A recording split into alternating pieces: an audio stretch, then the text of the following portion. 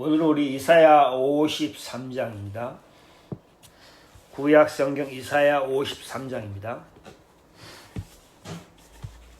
1절 읽겠습니다. 우리의 전한 것을 누가 믿었느냐? 여호와의 팔이 누이게 나타났느냐? 그는 주 앞에서 자라나기를 연한 순 같고 마른 땅에서 나온 줄기 같아서 고운 모양도 없고 풍채도 없은즉 우리의 보기에 흠모할 만한 아름다운 것이 없도다. 그는 멸시를 받아서 사람에게 실어버린 바 되었으며 강고를 많이 겪었으며 질고를 아는 자라. 마치 사람들에게 얼굴을 가리우고 보지 않음을 받은 자 같아서 멸시를 당하였고 우리도 그를 귀히 여기지 아니하였도다.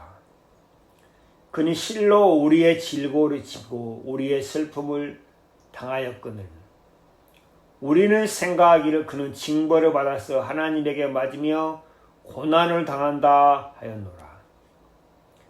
그가 찔림은 우리의 허물을 인하며 그가 상함은 우리의 죄악을 인함이라. 그가 징계를 받음으로 우리가 평화를 누리고 그가 채찍에 맞음으로 우리가 나음을 입었도다. 우리는 다 양 같아서 그릇 행하여 각기 제 길로 갔거늘 여호와께서는 우리 무리의 죄악을 그에게 담당시키셨도다. 6절 말씀까지 읽었습니다. 오늘은 우리가 이사야 53장 이사야가 장차 오실 그리스도를 이 말씀을 통해서 자세히 나타나고 또 하나님의 뜻을 이 말씀을 통해서 자세히 나타냈습니다. 이사야 성경에 보면은 다른 성경과 다르게 그리스도에 관한 예언이 참 많이 있습니다. 이사야 6장, 9장, 11장, 40장, 42장 다른 성경보다 더 많이 특히 이사야는 장차 오실 그리스도 하나님이 보내실 그리스도를 말씀에 자세히 또 두드러지게 많이 나타내고 있습니다. 그 중에 특히 이사야 53장은 정말 우리가 알지 못했던 우리의 생각하고 다른 부분 그리스도의 모습을 이사야가 자세히 설명하고 있습니다. 하나님이 보내신 사람 예수 그리스도 하나님이 보내신 그리스도가 어떤 모습인지 우리에게 자세히 설명했습니다. 이것은 우리의 생각과 관념하고 너무 다릅니다. 만약에 예를 들어서 어떤 사람이 길거리에서 청소하고 있는 청소부를 보면서 저 사람이 대통령이구나 하고 생각하는 사람은 거의 없을 것입니다. 대통령이 청소의 옷을 입고 거리에서 청소하고 있다. 이 청소부들이 얼마나 힘들고 어려운가 경험하기 위해서 거리 청소하고 있다. 그런데 사람들이 저 사람이 대통령이구나 하고 알아본 사람이 거의 없습니다. 사람들의 관념으로는 생각으로는 대통령 그리고 세상의 고위 간직들 하면은 유명한 사람, 높은 사람, 명예가 있는 사람 그렇기 때문에 사람들의 관념으로서는 대통령이 청소부의 옷을 입고 청소할 줄은 전혀 생각하지 못했다는 거죠. 그런데 만왕의 왕이시고 만주의 주신 그리스도 곧 하나님의 아들이 사람들이 볼 때 전혀 하나님의 아들같이 보이지 않고 저 사람 아무것도 아닌 사람이네. 그저 나사렛 예수 갈릴리 사람이구나 하고 사람들이 전혀 알아보지 못했던 것입니다. 그렇다면은 하나님께서 왜 만군의 여호와 하나님의 아들을 예수 그리스도를 왜 사람들이 볼 때 53장 2절에 그렇죠?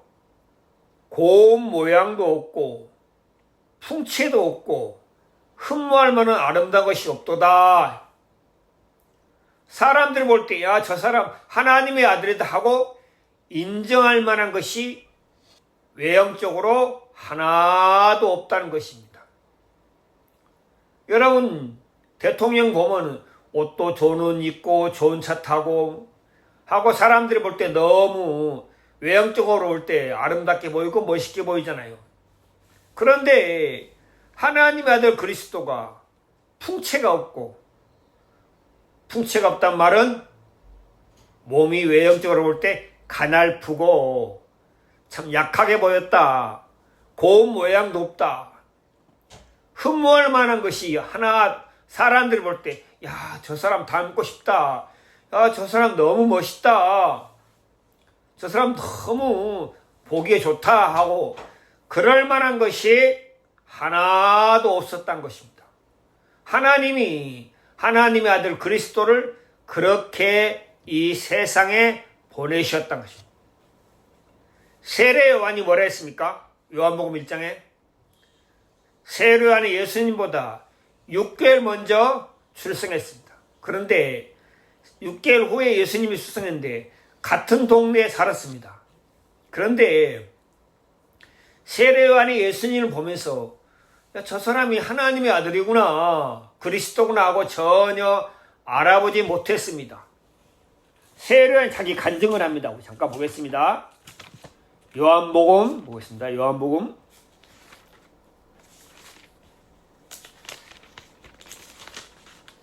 1장입니다.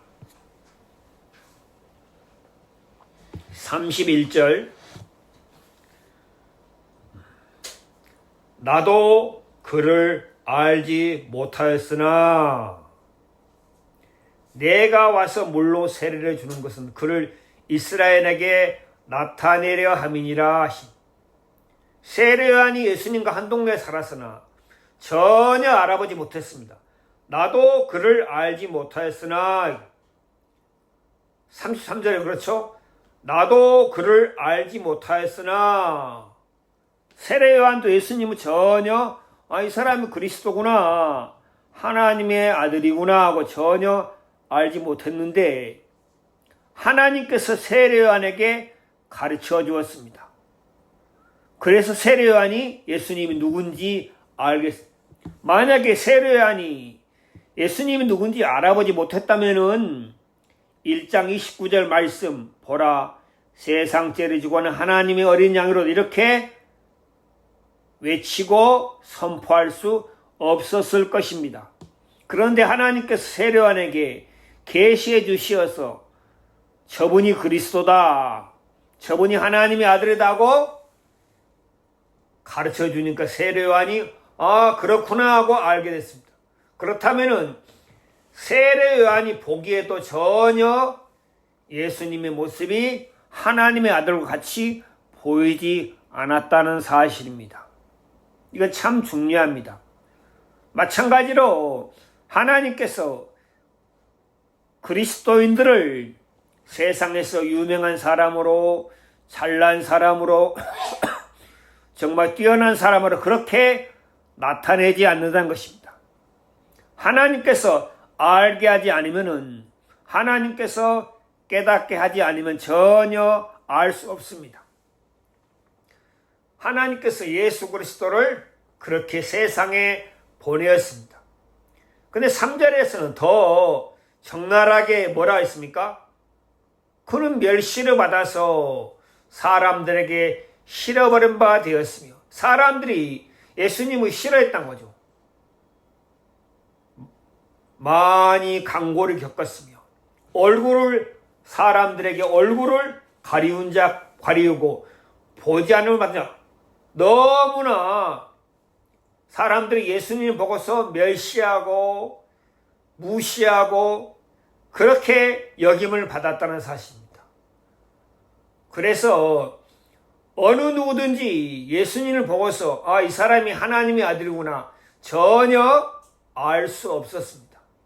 오직 하나님의 은혜의 계시를 받는 자 외에는, 하나님의 은혜를 입는 자 외에는 그리스도를 나의 구주로, 나의 구원자로, 나의 보호자로, 방패로 알아볼 수 없었다는 사실입니다. 이게 사람들이 보는 관점이고 기준입니다. 그런데 하나님께서 왜 그럼 예수님을 왕같이 뛰어나고 아름답고 풍채도 있고 그런 자로 보내지 않았는가? 이것은 한 가지 하나님의 뜻이 있습니다. 그게 뭐냐? 마음이 가난한 자, 심령이 가난한 자 외에는 절대 예수님을 알아볼 수 없었다는 사실입니다. 예수님이 태어나실 때 사관에 머물 곳이 없으니까 어디서 태어났습니까? 말구육관에 말구육관, 말에 먹이를 주는 구유, 큰 구유, 거기에 태어났습니다.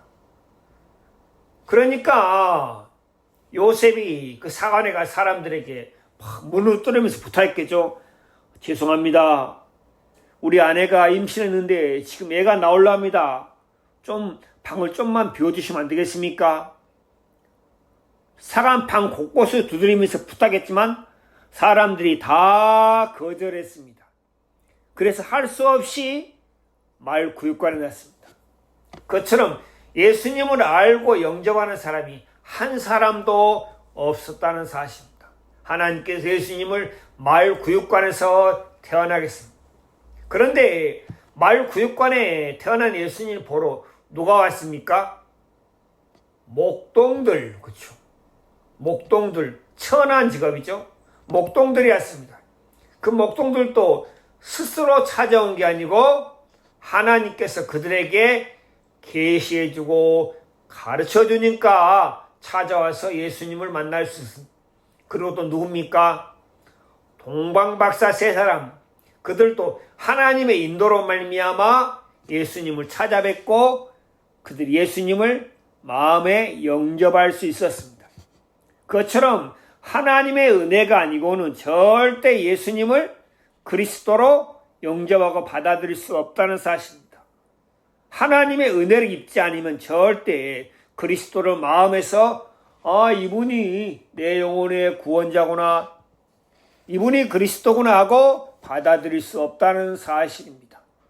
마찬가지로 지금 시대에도 동일합니다. 사람들이 성경을 보고 예배를 드리고 기도하고 봉사하지만은 정말 하나님의 말씀 속에서 그리스도를 발견하는 것은 하나님의 은혜가 아니고는 절대 불가능합니다.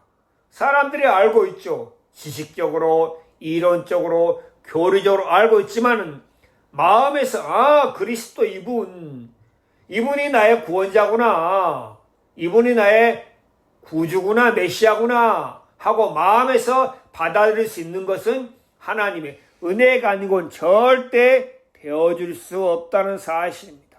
그래서 반드시 하나님의 은혜를 입어야 한다는 사실입니다. 그래서 이사야가 분명하게 그렇게 말씀하고 있습니다. 그는 풍채도 없고 고운 모양도 없고 우리가 보기에 흠모할 만한 것이 저 사람 참 너무 멋있다, 저 사람 너무 보기 좋다, 풍채가 좋다 하고 흠모하는 것이, 사람들이 따르고 존경할 만한 것이 하나도 없었다는 사실입니다. 하나님께서 예수 그리스도를 그렇게 세상에 보내시었습니다. 여러분, 우리가 이 성경을 통해서 하나님께서 우리에게 말씀해 주고자 하는 것이 무엇입니까? 하나님께서 그리스도를 숨기셨구나, 사람들의 눈에 가려지게 하셨구나, 사람들이 스스로 알아볼 수 없게 하셨구나. 그러나 사람들이 볼 때 풍채가 없고 고운 모양도 없고 흠모는 것이 하나도 없다 할지라도 그분은 곧 하나님의 아들 예수 그리스도십니다. 요한복음 1장에 뭐라 했습니까? 우리가 그를 보니 그 안에 뭐가 충만하여 있습니까? 예, 은혜가 충만하도다. 그렇게 말씀하고 있습니다. 요한복음의 사도 요한이 1장 14절에 하나님의 아들 말씀이 육신이 우리 가운데 거하시며 우리가 그 영광을 보니 아버지의 독생의 은혜와 진리가 충만하다. 예수님을 만나서 예수님 안에 있는 것, 예수님의 마음에 있는 것을 만나본 사람, 이 사람 안에 은혜와 진리가 가득 차 있구나. 그걸 알 수 있습니다. 예수님의 겉모습을 보면은 이 사람 그냥 나사렛 사람이다, 갈릴리 사람이다, 그지 요셉의 아들이다 하고 그렇게 무시하고 지나치고 멸시할 수 있지만 예수님과 만나서 대화를 해보고 예수님의 안에 있는 것, 예수님의 말씀을 들어본 사람은 동일하게 뭘 합니까? 이 사람 안에 은혜가 진리가 가득 차 있구나. 이게 무슨 말입니까? 이 사람 안에 은혜가 가득 차 있다. 사람들에게 은혜를 베풀고자 하는 마음이 가득 차 있다는 거죠. 그리고 진리가 충만하다. 사람들을 올바른 길로 이끌어줄 수 있구나. 참된 길로 이끌어줄 수 있구나 하는 사실을 발견할 수 있다는 사실입니다. 이것은 예수님을 마음으로 만나본 사람이 동일하게 경험할 수 있는 간증입니다. 저도 예수님을 만나보니까 예수님은 하나님이신데, 하나님의 아들이신데 그 속에 은혜와 긍휼이 가득 차 있구나. 정말 우리를 생각하시는구나. 정말 우리를 위하시는구나. 정말 나를 위하시고 생각하시고 돌보셨구나 하는 사실을 분명하게 알 수가 있습니다. 그런데 예수님의 겉모심을 본 사람, 예수님을 만나보지 못한 사람 어떻게 합니까? 그저 요셉의 아들이지, 갈릴 사람이지, 자기하고 전혀 상관없는 사람으로 여긴다는 거죠. 요즘 시대 사람들이 교회를 다니고 성경을 보고 기도하지만은 그 예수님을 나의 구원자로 메시아로 이분이 정말 나를 사랑하시고 나를 위하시고 나를 돌보시는 분이구나 하고 마음에서 그분을 나의 참된 구원자로 구주로 받아들이지 않는다는 것입니다. 왜 그렇습니까? 하나님의 은혜의 계시가 없기 때문에 그렇단 거죠. 마음이 가난하지 않기 때문에 그렇단 거죠. 그래서 하나님께서는 마음이 가난한 자가, 겸손한 자가, 정말 아무것도 없는 자가, 빈털터리 거지가, 자기 자신에 대해서 기대가 전혀 없는 자가 예수님을 마음으로 만날 수 있도록 하나님께서 그렇게 나타내셨고 그렇게 행하셨습니다. 이 사실을 이사야가 자세히 설명하고 있습니다. 2절부터 그는, 3절에도 그는 왜 이사야 선지자가 그로 했습니까? 여러분, 그가 여기서 하나님의 아들은 그리스도는 하고 표현을 했습니다. 그가 무엇입니까? 우리와 동일한 사람이다. 그 사람, 그쵸?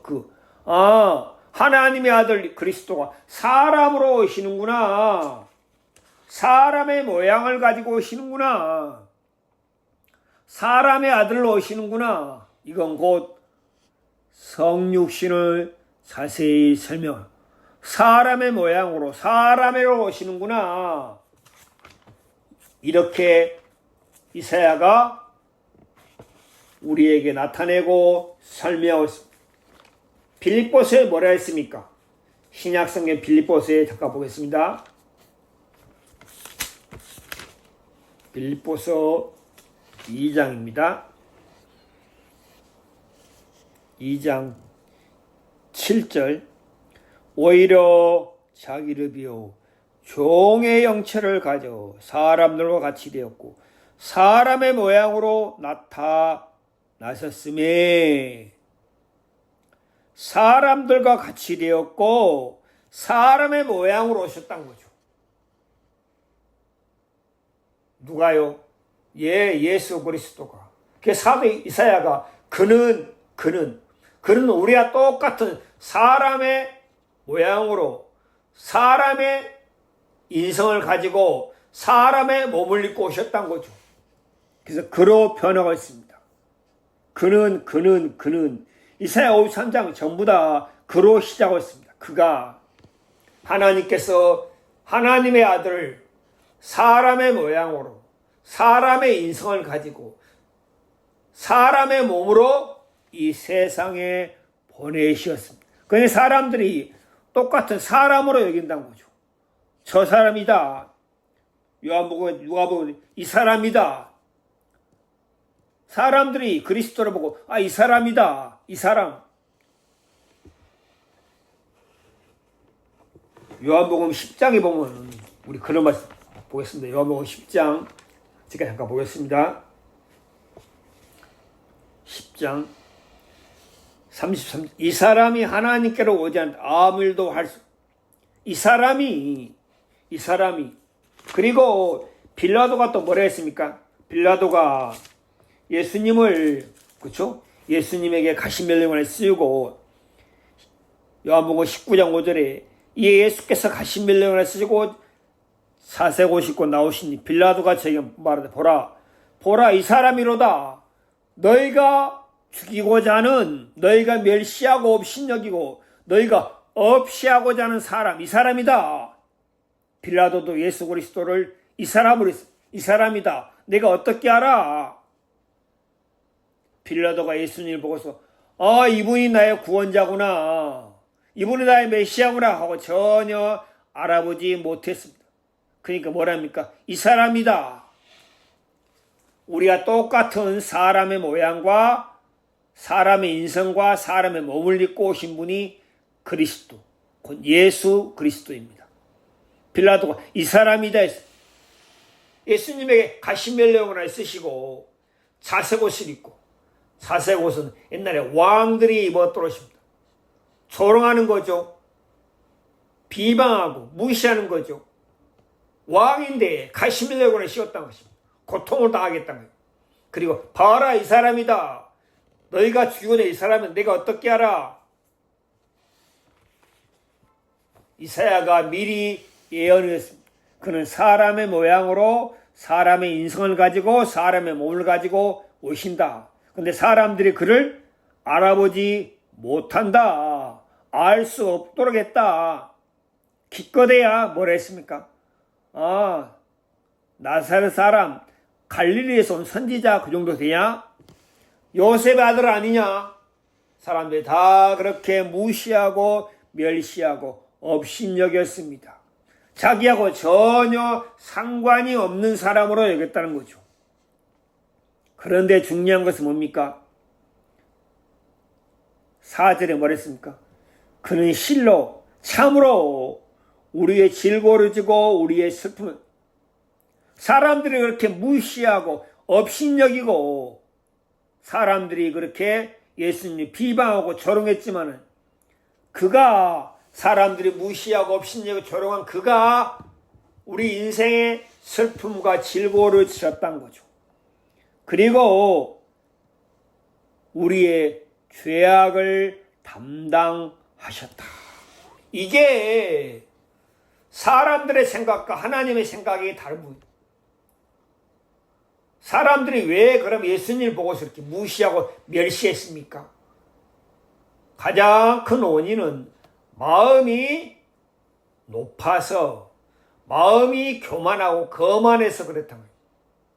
하나님의 아들 예수 그리스도 그분은 우리의 질고를 지고 우리의 슬픔을 당하기 위해서 우리 대신에 채찍을 맞고 우리 대신에 찔림을 당하기 위해서 이 세상에 오셨건만 사람들은 다 그를 외면하고 무시하고 멸시했다. 자기하고 전혀 상관없는 사람으로 여겼다. 마음이 거만하고 높아서 그렇습니다. 근데 여기서 사람들의 생각하고 하나님이 보내신 뜻하고 너무 다릅니다. 우리는 다 양 같아서 그러다 각기 지을 여호와께서는 우리 무리의 죄악을 그에게 우리 무리의 죄악을 그에게 담당시켰다. 하나님이 보실 때 우리 인생들의 모습은 무엇입니까? 하나님이 보시는 우리 인생들의 참된 모습이 무엇입니까? 죄악으로 말미암아 멸망을 당할 수밖에 없는 것이 우리 인생들의 참된 모습입니다. 그 사실을 이사야가 8절에 자세히 표현하고 있습니다. 그가 곤욕과 심은다 끌려갔으니 그 세대 중에 누가 서겠다. 그가 산자에 뜨는데 마땅히 형벌받을 내 백성. 하나님이 보시는 모습은 무엇입니까? 마땅히 형벌받을 인생이란 거죠. 하나님의 저주와 심판을 받기에 마땅한 백성들이다. 하나님은 그렇게 보시고 있는데 사람들은 그렇게 생각지 않는다. 여기서 차이가 있습니다. 그래서 사람들이 내 자신이 내 죄악으로 말미암아 멸망을 당할 수밖에 없구나. 그 사실을 마음에서 발견하기 전까지는 절대 예수 그리스도를 자기의 마음의 구원자로 받아들일 수 없다는 사실입니다. 하나님께서는 이렇게 행하고 나타내셨지만 사람들의 마음에 그렇게 받아들이지 못하는 것은 자기 자신을 내가 하나님을 떠나서 죄악을 가지고 살다가 영원한 멸망을 당할 수밖에 없구나 하는 사실을 발견하지 못하니까 예수님을 멸시하고 귀히 여기지 않고 얼굴을 보기 싫어. 저 사람 말 듣기 싫어. 저 사람 말 듣기 싫어. 하고 사람들이 다 거리를 두고 등을 돌리고 했다는 거죠. 왜 그렇습니까? 자신의 모습을 볼 수 없으니까. 그래서 예수님이 뭐라 했습니까? 건강한 자에게는 의원이 쓸데없고 병든 자에게 필요. 자기가 건강하다 생각하니까 의원이 필요 없는 거죠. 자기가 병이 들었다. 난 병든 자야. 하고 생각하는 사람은 의원을 찾아가고 의원을 구하겠죠. 건강한 자에게는 의원이 쓸데없고 병든 자에게 필요한 거죠. 사람들이 자기 자신을 건강한 자로 생각하니까 내 영혼이 병들었어. 내 영혼이 죄로 말미암아 큰 병에 걸렸어 하고 사람들이 생각지 않으니까 의원 대신 예수님을 구하지 않는다는 거죠. 귀히 여기지 않는다는 거죠. 사람들은 뭘 귀히 여깁니까? 자기 자신을 귀히 여기고 자존심을 귀히 여기고 돈을 귀히 여긴다는 거죠. 그런데 하나님께서 보시는 사람들의 모습은 마땅히 형벌받을 백성들이다. 당연히 형벌받아야 한다. 마땅히 이거 무슨 말입니까? 죄를 지었으니까 거기에 대한 죄값을 당연히 받아야 된다. 그 얘기입니다.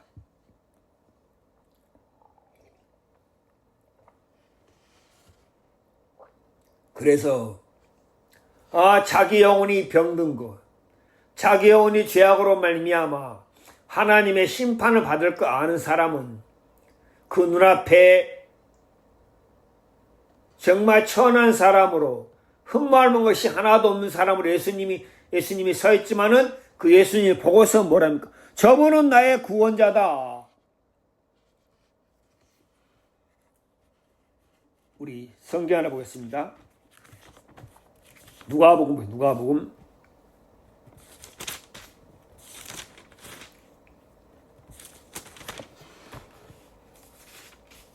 누가복음 7장입니다.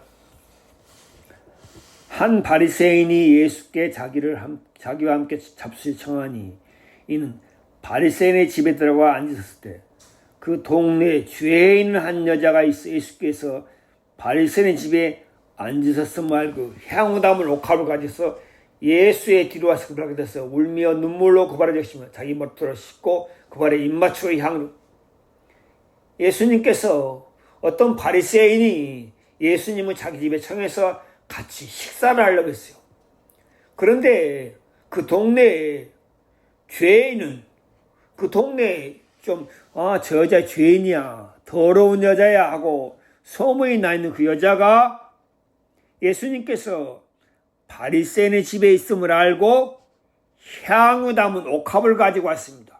그리고 예수의 뒤로 발개서 울고 눈물로 그 발을 적시고 머리털로 씻고 그 발에 입 맞추고 향유를 부으니,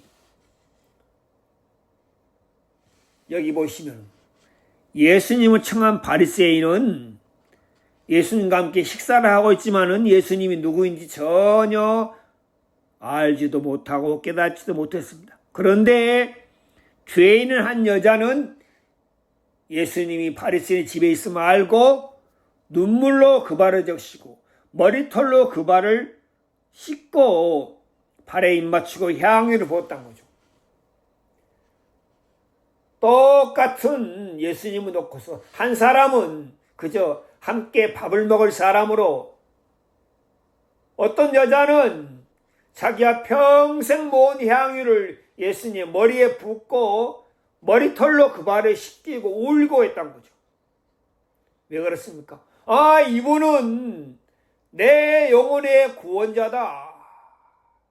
이분은 그리스도다. 이분은 하나님이 보낸 사람이다. 여호와께서 우리 무리의 죄악을 그에게 담당시키셨다 하고 말씀처럼 이분은 하나님이 보내신 그리스도다 하고 알아봤다는 거죠. 여기서 건강한 자는 누굽니까? 바리새인들. 병든 자는 누굽니까? 이 여자. 그런데 바리새인이 뭐랍니까? 예수를 청한 바리새인 이것을 보고 이 사람이 만일 선지자였다면 자기를 만지는 여자가 누구인지 곧 죄인인 줄 알았더라. 죄인이 되지 않고는 절대 예수님을 알아볼 수가 없습니다.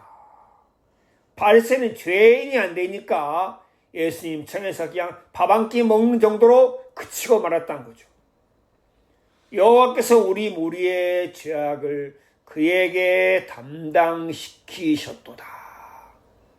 하나님께서 내 영혼을 사랑하사 나를 위하여 내가 하나님 앞에 받을 형벌과 심판과 진노와 저주를 예수 그리스도에게 내가 하나님을 떠나서 죄악되고 더럽고 가증하게 살았구나. 나는 그렇게 살 수밖에 없는 인생이구나 하고 우리 자신을 정확하게 발견하면은 하나님께서 보내신 그리스도가 나의 그리스도, 나의 메시아인 것을 발견할 수 있다는 거죠. 그래서 참 중요한 것은 우리의 마음이 어떠하냐에 따라서 예수님을 달리 볼 수 있습니다. 우리의 마음이 높고 경험하면은 예수님은 나와 전혀 상관없는 사람으로 보고, 우리의 마음이 낮아지고 우리의 마음이 겸손해지면은 예수님을 참으로 이분은 나의 구원자다 하고 그렇게 예수님을 바라볼 수밖에 없습니다. 사람들은 하나님을 떠나서 죄악 중에 거하면서 죄악이 끄는 대로 살고 있지만은 그 사실을 제대로 깨우치지 못하기 때문에 여전히 그 길로 살아가고 있습니다. 그런데 하나님께서 우리에게 은혜를 베푸시면, 하나님께서 우리에게 계시해 주시면 내 모습이 참으로 더럽구나. 하나님을 섬기고 살아야 할 내가 하나님을 섬기지 않고 피조물을 조물주바 더 섬기고 사는 내 모습, 내 욕심대로 내 마음 원하는 대로 살고자 하는 내 모습, 로마서 1장에 그게 자세히 나와 있습니다. 피조물을 조물주바 더 섬기고 마음에 원하는 대로 내 마음의 욕심대로 살고자 하는 본성, 내가 이런 사람이구나 하는 사실을 우리가 발견할 때 나는 마땅히 사형에 해당하는구나 하는 사실을 발견할 때 하나님이 보내신 그리스도가 내 마음의 참된 메시아로 구주로 마음에 영접될 수 있다는 것입니다. 그래서 우리가 그렇게 될 때 우리가 그를 가장 귀히 여기나. 전에 사도 바울도 전에는 뭘 귀히 여겼습니까? 자기의 학문, 자기의 지식, 자기의 가문, 자기의 배운 것을 귀히 여겼는데 이 사람이 그리스도를 발견한 이후에는 그런 것들을 다 배설물로 여기고 가장 귀하고 고상한 것이 무엇이냐? 사도 바울이 뭐라고 간증했습니까? 전에는 내가 내 가문, 내 학문, 내 배움, 내 지식 그걸 가장 귀히 여겼었는데 이 사람이 그리스도를 발견하면 그것을 이제는 다 배설물로 여겼다는 거죠. 더러운 배설물이죠. 똥, 그렇죠. 이거 더럽다. 배설물로 여겼다는 거죠. 그리고 내 주 그리스도 예수를 아는 지식이 가장 고상하다.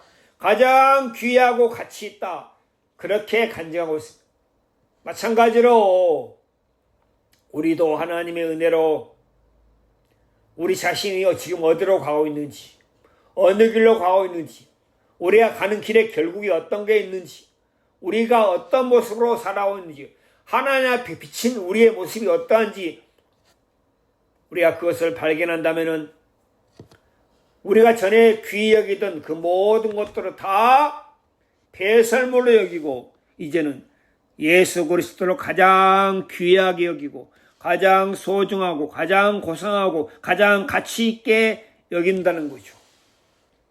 그래서 이것은 하나님께서 마음이 낮은 사람, 마음이 겸손한 사람, 마음이 가난한 사람, 그 사람이 발견하고 알 수 있도록 하나님께서 그렇게 해 놓으셨습니다. 여기서 이사야가 그리스도를 그로 표현한 것은 사람으로 오신다. 그리고 이분은 죄가 없는 분이다. 여러분, 대속이란 말은 죄가 없는 분이, 죄가 없으신 분이 다른 사람의 죄를 인해서 대신 벌을 받는 게 대속입니다. 그런데 만약에 나도 죄가 있어. 근데 내가 다른 사람의 죄를 위해서 대속을 할 수 없겠죠. 내게 보면 제사가 나오는데 대제사장이 먼저 자기 죄를 어떻게요? 대속한 다음에 백성들의 죄를 위해서 제사를 드린 거죠. 자기도 죄가 있기 때문에 자기 죄를 먼저 대속한 다음에 백성들의 죄를 위해서 제사를 드린 것처럼. 그런데 예수님은 죄가 없는 분이죠. 죄가 없으신 분이에요. 그렇죠? 사람의 인성을 가지고 태어났지만 예수님은 남자에게서 태어나지 않고 성령으로 태어나셨기 때문에 죄가 없이 오셨죠. 그래서 예수님은 다른 사람의 죄를 대속할 수 있었던 거죠. 그래서 예수님께서 하나님의 뜻대로 우리 무리의 죄악을 그에게 담당시키셨도다. 예수님께서는 하나님의 뜻을 다 순종하고 복종했습니다. 여러분, 양이 털 깎을 때 보면은 호주 가면 양들이 많이 있고 몽골에도 양이 있는데 양 털 깎아 보면은 목자가 양을 털을 깎습니다. 양을 벌럭 눕혀놓고 털 깎는데 깎다 보면은 잘못하면 살을 베이는 수가 있어요. 그래도 양이 아무 소리 안 내요. 가만히 있어요. 참 신기하죠? 그처럼 예수님께서 우리의 죄를 위해서 괴로움과 곤욕과 수치와 심판을 당할 때 아무 변명이나 아무 말도 하지 않았어요. 실제로 그렇죠? 그가 곤욕을 당하여 괴로울 때도 그 입을 열지 아니했어요. 마치 도살장으로 끌려가는 어린 양과 털 깎는 자 앞에서 잠잠한 양같이 그 입을 열지 하나님의 뜻을 다 그대로 순종했다고. 어린 양과 털 깎는 자 앞에서 잠잠한 양같이. 그래서 예수님은 하나님의 뜻을 다 순종했어요. 하나님의 뜻이 무엇입니까? 죄악된 우리 대신에 그분께서 그리스도가 우리 대신에 채찍에 맞고 우리 대신에 상한다는 거죠. 우리 대신에 십자가에서 형벌을 받는 것이 하나님의 뜻이었습니다. 하나님께서 우리를 그만큼 사랑하시고 위하시고 돌보시고 생각하신다는 거죠. 정말 감사하고 정말 놀랍고, 왜 하나님이 우리 같은 연약하고 부족하고 죄악되고 허물 많은 사람을 생각하시는지, 아무것도 아닌 인생을 왜 하나님이 이렇게까지 생각하시는지, 하나님의 사랑이 너무 놀랍고 너무 감사하다. 정말 사람들의 모습은 하나님 보실 때 아무것도 아닙니다. 그 사람이 부하고 행복하고 정말 그 사람이 잘나 보여도 잠시 시간이 지나면 아무것도 아닌 풀처럼 그렇게 다 되어버린다는 거죠. 그런 인생, 티끌 같은 인생, 풀 같은 인생, 그런 인생을 향해서 돌보시고 은혜를 베푸시고 도우시고 생각하시는 그 하나님의 뜻, 그것도 하나님의 아들 그리스도로 말미암아 우리를 돌보셨다는 것이 너무 놀랍고 감사하다는 거죠. 하나님께서 우리에게 최고의 선물을 주셨구나. 하나님이 줄 수 있는 가장 좋은 곳으로 우리에게 주셨구나. 이 사실을 생각할 때 너무 감사하다. 누가복음 15장에도 그렇죠. 어떤 사람에게 두 아들이 있는데, 그렇죠? 그러면서 누가 자세히 설명하죠. 그 두 아들 중에 둘째가 재산을 다 허비하고 아버지 앞에 돌아왔을 때 그 아버지가 둘째에게 뭐라 했습니까? 내 이놈 하고 야단치고 책망하고, 내가 준 재산을 그렇게 허비하냐? 이게 얼마나 중요한 건데 그랬습니까? 아니죠. 뭐라 했습니까? 아버지는 종들 제일 좋은 옷을 내어다 입혀라. 그리고 가락지를 끼우고 발에 실으시. 하나님께서 제일 좋은 옷을, 하나님 가지고 있는 제일 좋은 선물, 제일 좋은 것을 우리에게 주셨단 거죠. 하나님이 제일 사랑하는 예수 그리스도를 우리에게 선물로 주셨다. 예수 그리스도로 말미암아 하나님께서 우리를 생각하시고 위하시고 돌보시고, 우리의 더러움과 우리의 수치와 우리의 허물과 우리의 부끄러움을 예수 그리스도로 말미암아 하나님께서 다 사하시고 씻으시고 정결케 하셨다. 그렇다면 우리도 가장 좋은 곳으로 하나님 앞에 드려야 됩니다. 우리의 마음을 다하여 찬양하고 찬송하고, 우리 인생에서도 우리도 가장 좋은 것이 무엇입니까? 할 때, 저는 제 인생에서 가장 소중하고 귀한 것은 예수 그리스도입니다 하고 고백을 할 수 있어야 됩니다. 당신 인생에서 가장 귀한 것이 무엇입니까? 저는 돈입니다. 제 명예입니다. 제 직장입니다. 제 아내입니다. 하고 고백한 사람은 예수님과 거리가 먼 사람이다. 당신 인생에서 가장 귀한 것이 무엇입니까? 제 인생 가장 귀한 것은 예수 그리스도입니다. 왜 그렇습니까? 하나님이 내게 가장 좋은, 제일 좋은 선물로 주셨다는 거죠.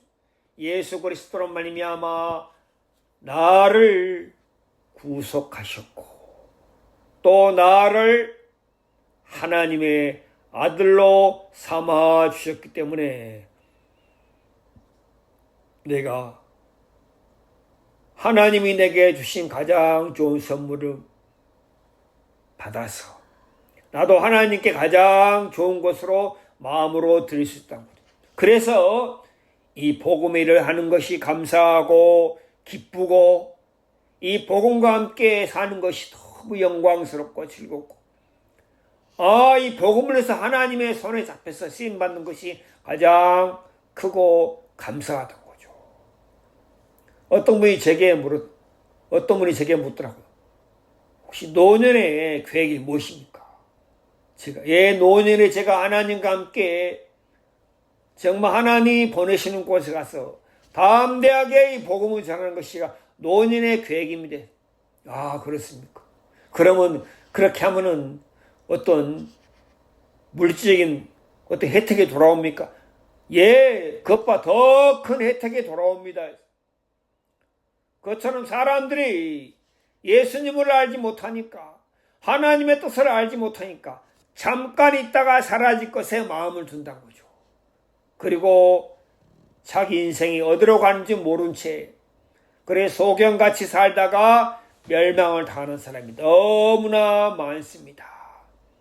이사야 53장에 분명하게 하나님의 뜻을 나타냈습니다. 그리고 하나님이 보시는 우리 인생의 모습도 분명하게 나타내고 있습니다. 그리고 우리의 생각도 분명하게 나타내고 있습니다. 그럼 여기서 우리가 분명하게 정리를 해야 됩니다. 아, 내 생각은 이런데 하나님이 보시는 실제 내 모습은 이렇구나. 아, 내 생각은 이런데 하나님의 뜻은 이렇구나. 그리고 내 생각을 내려놓고 아, 내 생각이 틀렸구나. 아, 내 마음이 잘못됐구나 하고 인정하고 하나님의 뜻을 받아들이는 것을 하나님이 기뻐하신다는 거죠. 10절에 여호와께서 고로 상함을 받게 하시길 원하사 질고를 당케 하라.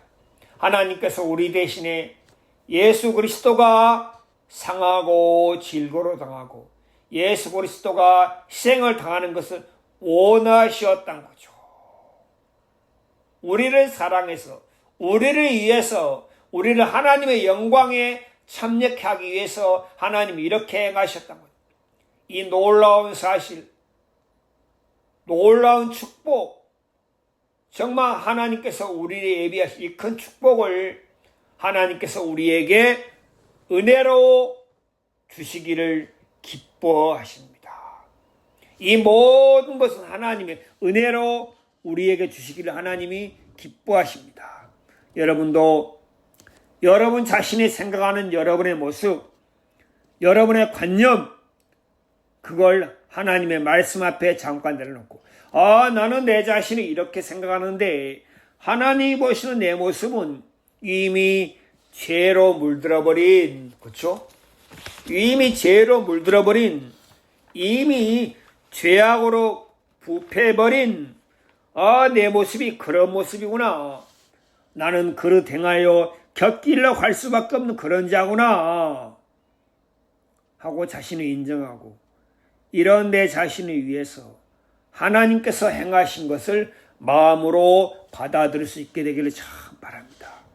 여러분 모두가 하나님의 은혜로 말미암아 자신의 참된 모습을 발견하고 인정하고 하나님께서 우리에게 은혜로 주신 이 구원의 선물을 마음으로 받아서 하나님께 감사하고 하나님을 찬송하는 그런 복된 사람이 되기를 주의 이름으로 축원을 드립니다. 오늘 5장 말씀은 여기서 마치겠습니다.